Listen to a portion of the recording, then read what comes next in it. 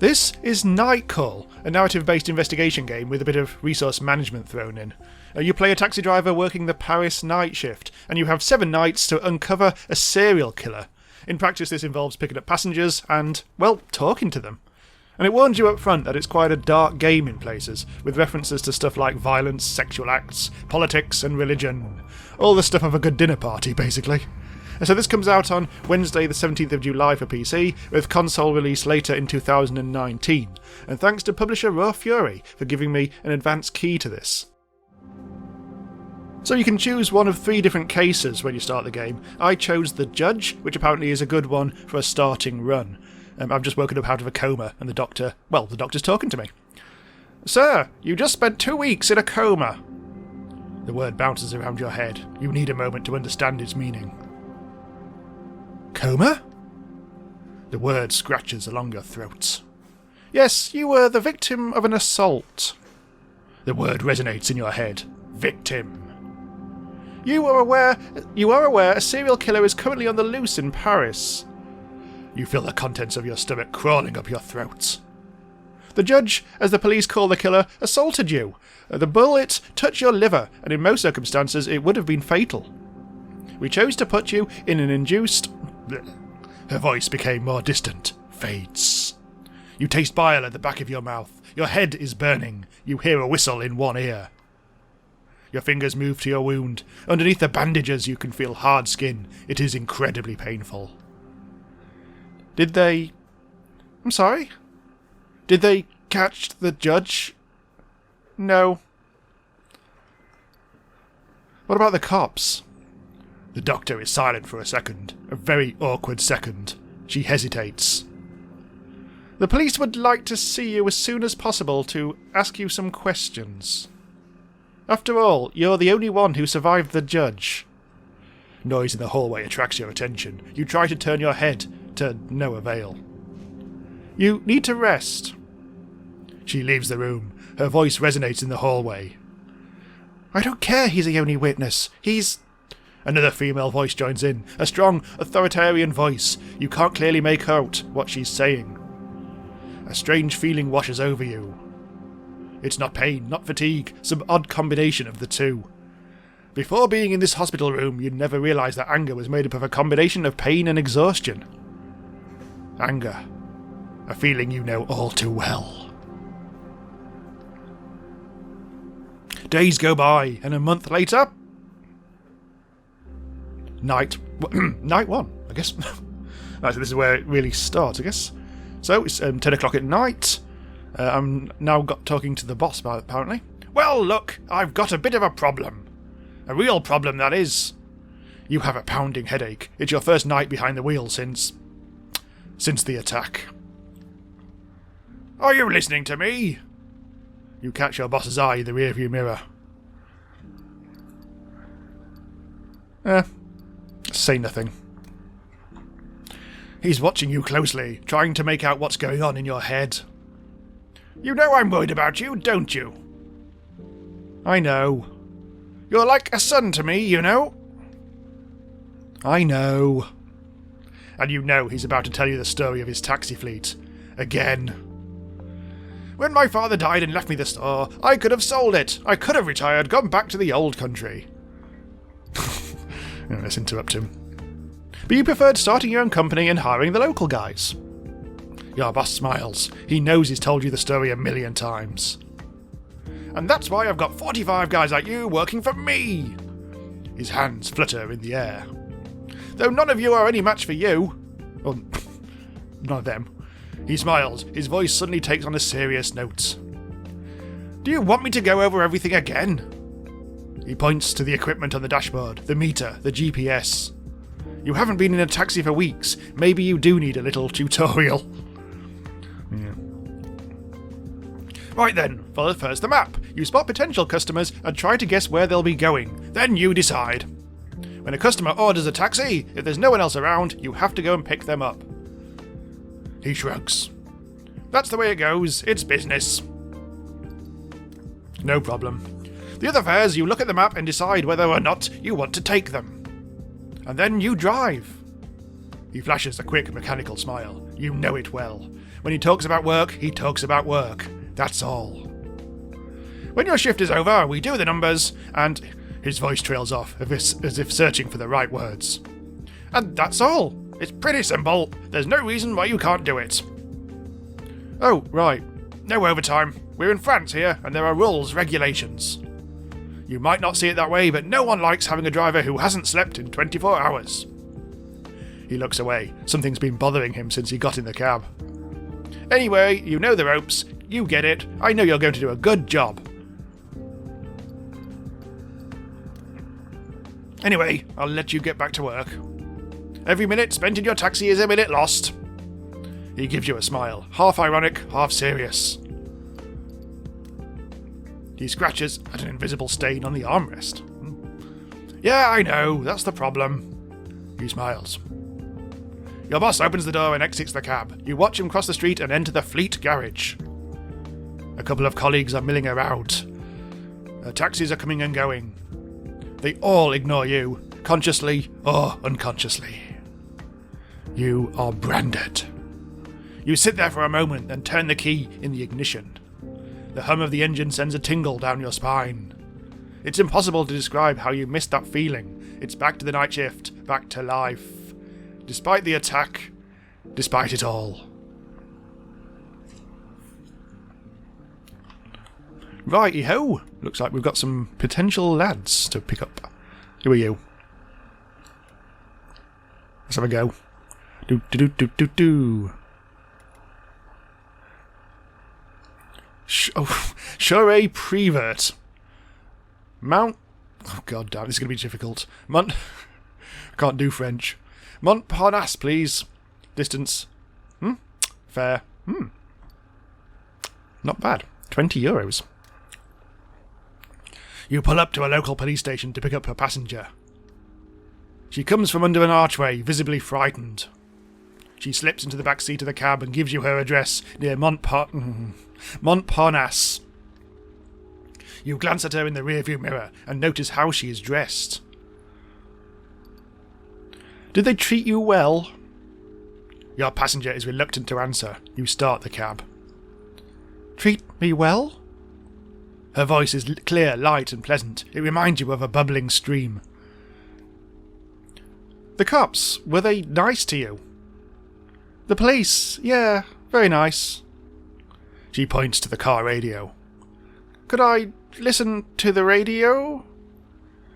You nod, yes. Which station? My wallet was stolen. She pauses and fixes her eyes on you. You freeze. I have money for the fare. You nod. Okay. The passenger senses your surprise. I just wanted to tell you I could pay. She looks down. What kind of music? Excuse me? The radio. What kind of music should I put on? Oh, here we go. Let's listen to Radio 3. The woman shakes her head. No, could you turn to 89.4? You hold down the button until you get to the station. On 89.4 there's nothing but static. Are you sure that's... A hint of a smile plays across her mouth, faint, but a smile even so. She waits a second or two before answering. Can you hear it? You lean forward slightly, closer to the radio. Behind the sounds of electric spluttering, there is something else, a shifting sound. It sounds like... whale song, a chorus? Crackles. Let's go for a chorus. A chorus. A refrain? Oh, got an achievement for that. Le mathématicien. No, I can't hear it. You sense that, little by little, she's withdrawing. It sounds like music. She leans in a little closer to you. It's the frequency that causes it. It vibrates, it's constantly dancing about, pulled by all the incredible forces surrounding us. Most people listen to music, to the news. As for me, when I work, I like to listen to isolated frequencies like these. They're broadcast, but no one hears them. The proof that we exist. She smiles at you. You're getting close to the passenger's address now. Ooh, what shall I go for? So, you listen to frequencies? Yes, I grew up with them. They help me fall asleep. She has adopted a warmer tone, more trusting too. I listened to them as a young girl. You're starting to hear a hint of accent in her voice. No, you're not. Every frequency has its own music. And every music its own frequency. The client suddenly straightens up and points to the radio. It's beautiful, so incredibly painful. Oh, no. Why did I read painful there? Listen. You listen. You only hear static at first. And then, little by little, like a distinct figure, the music takes shape and slips softly into your ears. Beautiful, isn't it? To me, they were ghosts, and that's why I studied science and later mathematics. I wanted to know why. You pull over. She gets the fare ready while you slowly turn up the radio. Beneath the layer of interference, someone is speaking. Like the voice of a child. Thank you. You emerge from the trance and take the fare. Your passenger exits the cab and walks away without another word. You sit there, immersed in the sound of the radio a while longer. It has a soothing effect on you. You start the engine and drive away. Yay! Oh, got a good tip. Wow, that's a good tip actually. That's over 30%. Take that. So, what was that all about in relation to the judge, if anything? So it's now, 22:49 on night 1. So we've still got plenty of time. Still got a lot of cash. Let's go over to you, you're quite close.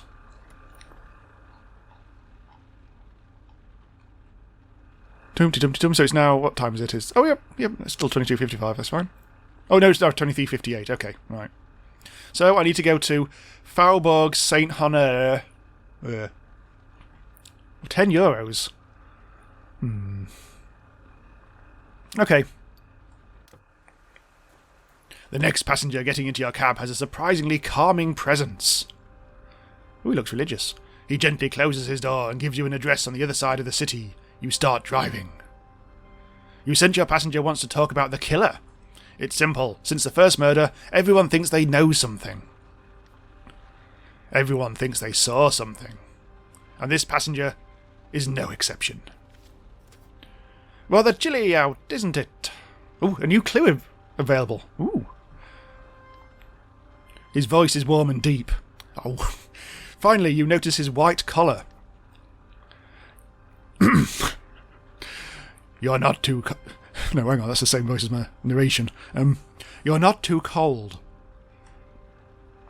No, I'm alright. You've got a lot of grit to want to drive in this kind of weather. The holy water font froze yesterday. We had to pour boiling water over it to break the ice. He pauses for a moment. He looks at the car, the seats, the windows. It's funny. I never made the connection before today, but a taxi is kind of like a confessional.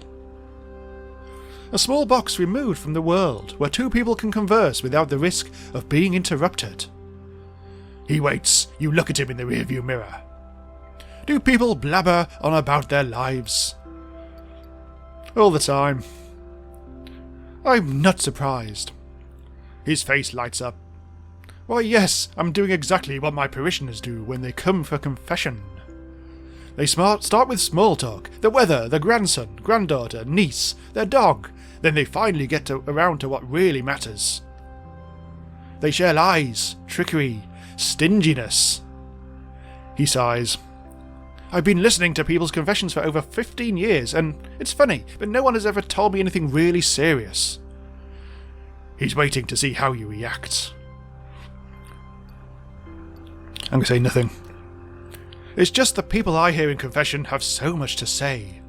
Of course, we all have things we are ashamed of. Freud clearly understood the importance of the confession booth. He made it into something more modern, more attractive and less punitive. He pauses. Before going to seminary, I never doubted my calling, but since... He leans in closer. His voice is now lower and softer. Since then, I have a clearer understanding of the world. I can connect religions, schools of thought, ideas. And living in a country that is less and less religious, it's hard not to start wondering. Your passenger makes a sound like a cork popping from a wine bottle. I have something I want to tell you. It doesn't bother me that people stop believing or believe in something else. Why our faith more than another? He struggles to find words. What bothers me is that I'm not bothered by it, like I've already accepted it. He looks outside. Is there such a thing as driver-passenger confidentiality? He pauses, then bursts out laughing. I'm kidding, but I wonder what people talk to you about. How would you feel about swapping stories? Sure. Really? I didn't think... He smiles. Nothing leaves this car, right? You nod. Who first? Oh no, I'll do it. That's not such a nice story. It's a story that haunts you. You think about it regularly. And not only because of everything that followed. Achievement unlocked. The night of the terrorist attacks, the other drivers and I were helping people get home.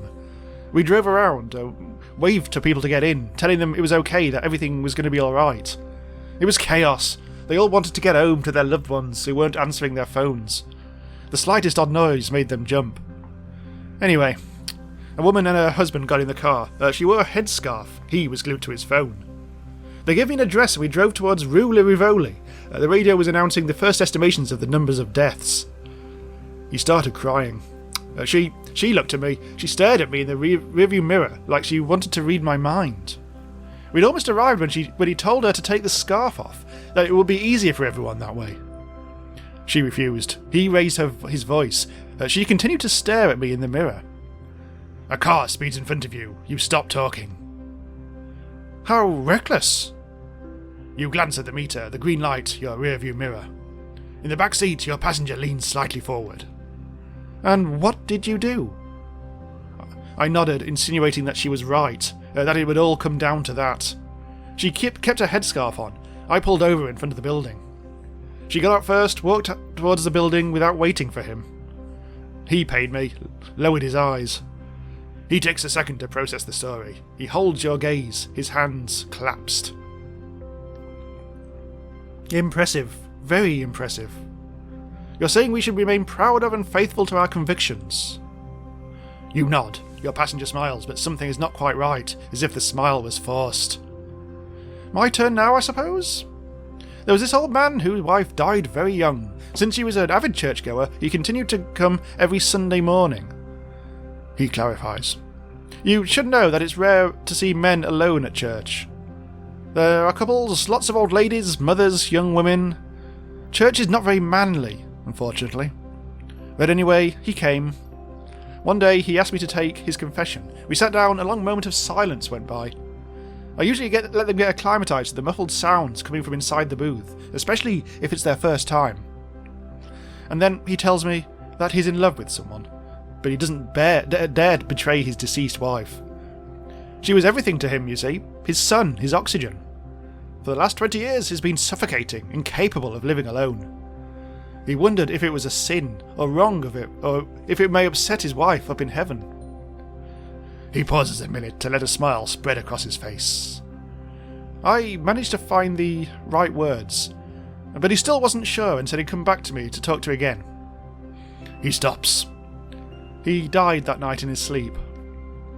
I think of him often. We don't often hear our calling, we avoid our own destiny. His expression freezes. He hesitates, opens his mouth, stops himself, then finally... You are right, our stories are similar, complementary. Thank you for sharing it with me. You've almost reached his destination. You notice your passenger has been keeping an eye on the dashboard clock. You park in front of the address he gave you and cut the motor. The passenger pays his fare and suddenly seems lighter, more at ease. Good luck. He gets out of the taxi and disappears into a nearby building. Did not tip. God! Yeah. The door suddenly opens and a woman gets in the back seat. Having a good night? Achievement unlocked. Une étoile? For a second you freeze.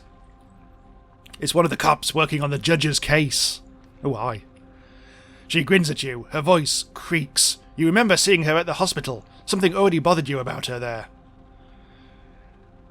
You know, it's actually pretty crazy. For weeks I've been saying to myself, there's something off about you. Something not so nice. I dug around, mulled it over, bugged all my fellow cops about it, because I was sure you lied to us. She has a cold sneer on her face. I'm going to be frank with you. She leans over to you.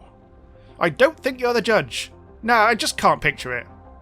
She squints like she's trying to make you out from far away. Like you'll have gone to the extent of hurting yourself. Yeah, between us, it's a bit of a stretch. She stares at you.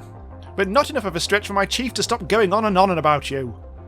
Seriously, he talks about you all the time. If I didn't know better, I'd think he'd had a crush on you. She smirks. No, I think he's more interested in your profile. In prison at 17. An icy chill fills your gut. And for murder, too. You open your mouth, but nothing comes out. Since you've got out, you've kept a low profile, but you're lying about your name and address. I checked. It's normal, you'd say. If they get word of your time served, no loan for your permit, no lease for your car. Meaning no second chance at life. Her voice becomes softer, almost warm. I personally like guys who want a second chance. No, I like guys who fight for a second chance. Basically, I like guys who are willing to work for me. She leans forward, her shining cat-like eyes narrowing. My chief wants to go to the prosecutor with a first and last name, with evidence. Actually, knowing him, he's not so hot on evidence. So, I'll give you info, victims, suspects, medical reports, some photos that are a bit... She makes a gagging noise. You have to be discreet. Keep it between you and me. Interrogate, ask questions, dig around.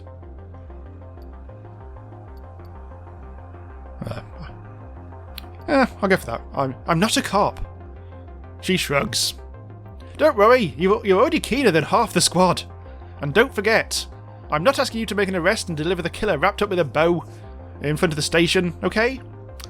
You're no Batman. You're just here to get me more information.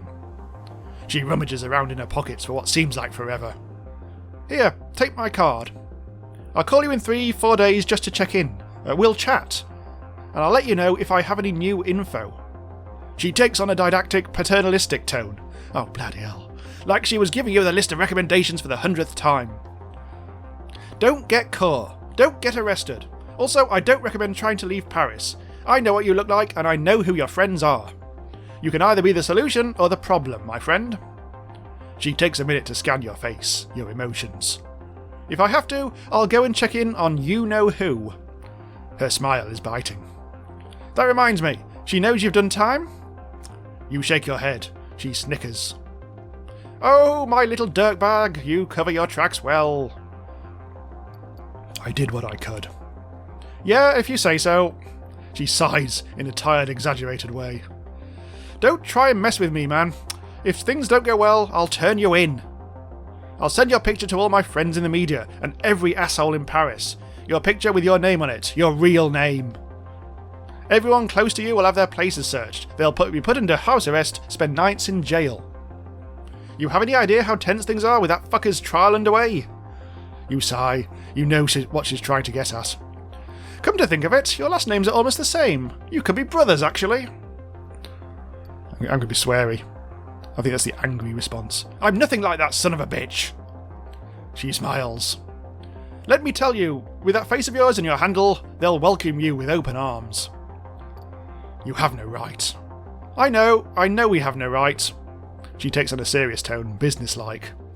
I want to catch this killer personally. I want to drag him through court, ruin his fucking life, with a bang. I can't botch his case, you got me, and neither can you, right? Obviously. Well, great then, we see eye to eye. So you can just say you're my informant, my CI. He ripped open your gut, you saw your own insides, you were in a coma, Yeah, you have plenty of reasons to want to get back at him. She furrows her brow. Yeah, I think you're actually going to do what I tell you to do. You investigate, ask questions, listen to all the rumours, and you come up with a list of suspects. She lays her hand to the door handle and freezes. Oh, right, and don't get fired. Without this cab, you're worth nothing to me. You glare at her. Ooh! No, I'm not saying that. She puts her hand up and you can hear the words behind it. This conversation never happened. I'll make sure you get more intel tomorrow. I'll find a way. Until then, not a word to anyone, obviously. Not a word. The door opens, squeaks and slams shut. Fucking bitch! You sit alone for a while, teeth clenched, dry-eyed, ears buzzing. Shit! On the back seat, the cop left a pile of papers. Shit! Key in the ignition, motor running. Radio on, crackles. You turn it off and start driving. I'm a bit restless tonight by the looks of it. Clues. Evidence. I need lots of red thread at this point, I think. You take a second to enjoy the silence of your studio apartment. Outside, the city is slowly waking up. You can still hear the hum of the taxi buzzing in your ears. You throw the files Bussett gave you onto the table. On the wall, you hung up... Oh, I've got yellow string instead of... Ooh. On the wall, you hang up the big corkboard where you used to pin up photos of your nephews. They've been gone since you got out of... Your plan is simple. Jot down all the pieces of evidence and connect them to the suspects. The guilty party won't necessarily be the ones with the most evidence against them, but the one with the most compelling evidence against them. It's like you're building a story about each suspect, trying to understand their motives, understand how he or she got into this situation. You're suddenly overcome with a desire to sleep. You close your eyes, press your fingers to your eyelids, and let out a yawn. It's time to get moving on your investigation.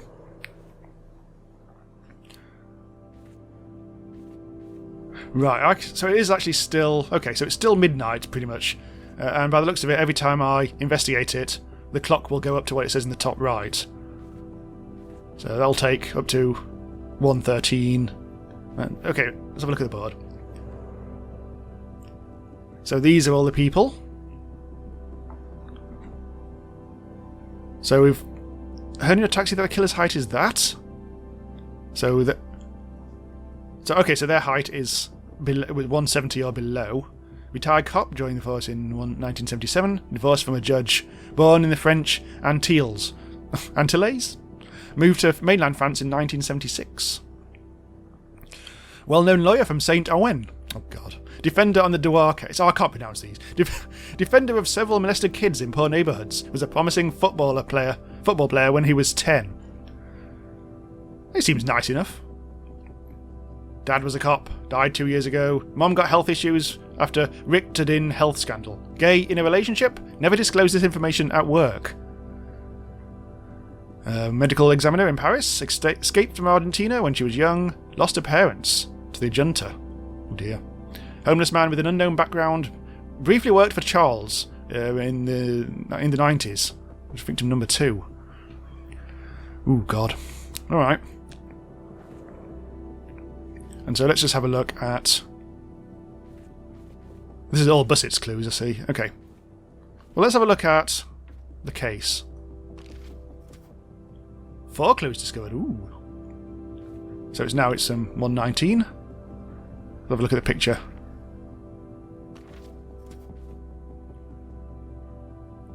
There's another picture. So are we putting these on the board? Or... Oh, yes, we are. Here we go. Right, message on crime scene 1. Justice. So it seems like a revenge killing then. Well, so he's the lawyer guy, I guess. Right, killer left message in chalk on first 3 crime scenes. Chalk? Killer knew the victims or researched them. Ooh. Death equals execution. Victims killed with 1 bullet in the neck. So got access to a gun. See what else we can uncover. Let's look at this. It'll take us to 3:15. Crime scene number 2. How long? We haven't got long left, have we? Let's have a look at this.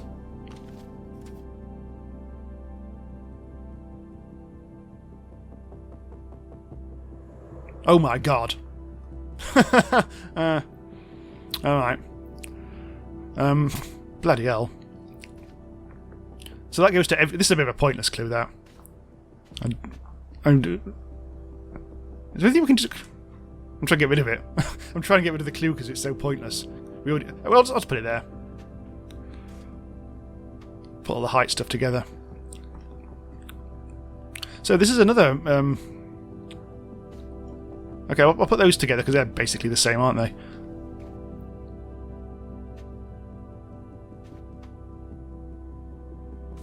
That's another message-based one, so I don't really know, that doesn't really help us, I don't think. I mean, someone's got access to chalk. Message on crime scene 3, time's up. Ooh. Interesting. And also the weapon is a rare gun used in the 70s.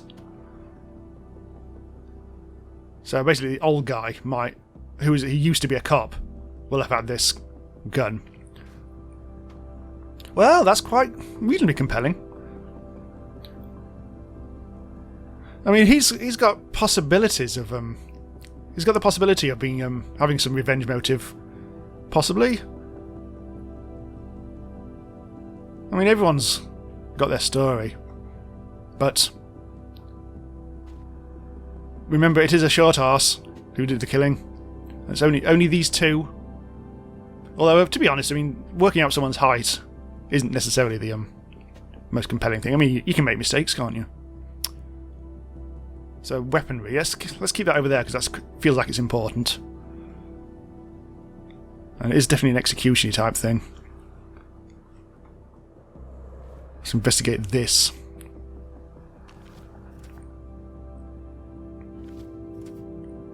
Ooh, an investigation location. Ooh. We haven't got very long left now of the night. Did we get anything out of that? I don't think we did.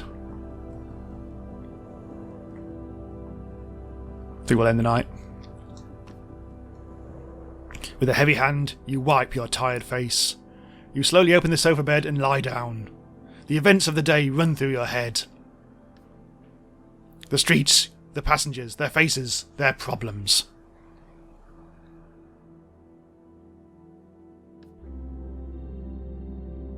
Right, so we will leave it here. This is, I would say, out on July the 17th, I think it was. You find your studio calming. There's something special about living in a garret. Like yours is the last place before the sky starts. You get up quickly. And a few minutes later, you're outside of your studio.